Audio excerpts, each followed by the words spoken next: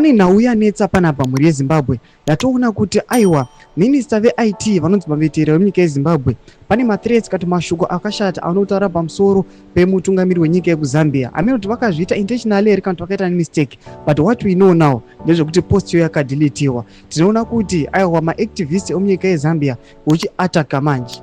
Sana pina mashoko anobuda chinyogo panapa kuti wasubscribe like kuti on the bell icon. Tiimira paindo pa Joseph Kalimbo anyora achiti the tweet I received yesterday of Mavetera, Zimbabwe ICT minister, calling President Hichilema a security threat is 100% true. Though odd, we saw it yesterday and checked her handle to confirm. It was now been deleted today. Those saying it's fake must just tell her to have respect.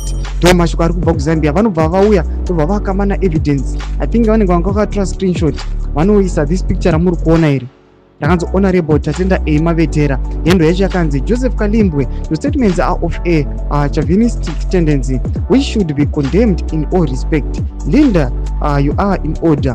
Peace is very important for you and me.